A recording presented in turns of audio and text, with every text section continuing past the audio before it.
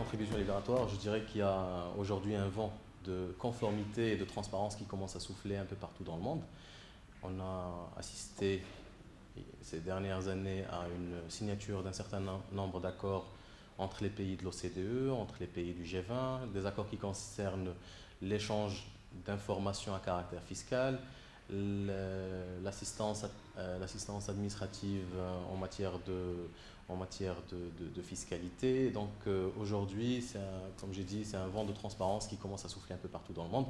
Et donc, des personnes qui n'ont pas le droit de détenir des comptes ou des avoirs à l'étranger verront automatiquement leur nom transmis à l'administration fiscale marocaine, puisqu'on parle de citoyens marocains qui sont résidents au Maroc.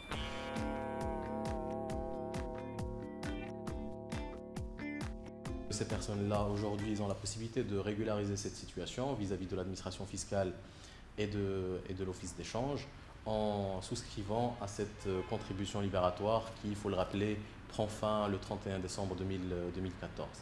Ceci dit, il y a des cas qui se présentent.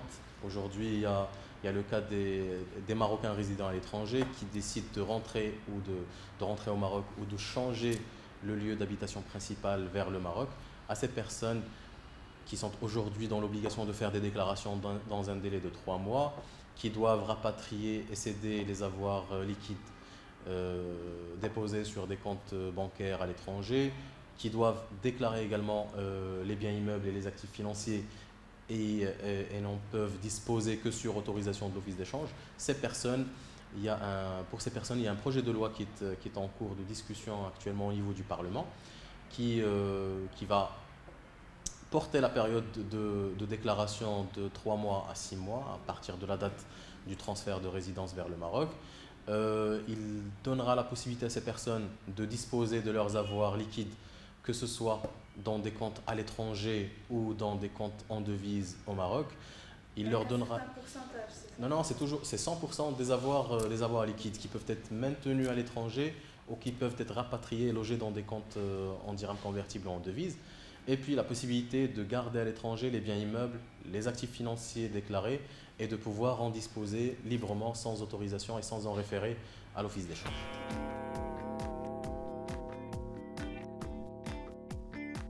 Pour les ex-MRE, il y a une partie qui traite des ex-MRE dans les dispositions transitoires de ce projet de loi 63/14 qui permettra à ces anciens Marocains résidant à l'étranger qui ont transféré avant le 31 décembre 2013 leur lieu d'habitation permanente vers le Maroc et qui sont en défaut de déclaration, qui n'ont pas fait de déclaration dans le délai de 3 mois réglementaire, ils auront la possibilité également de bénéficier des mêmes termes, des mêmes avantages prévus par le projet de loi 63/14. Parfait.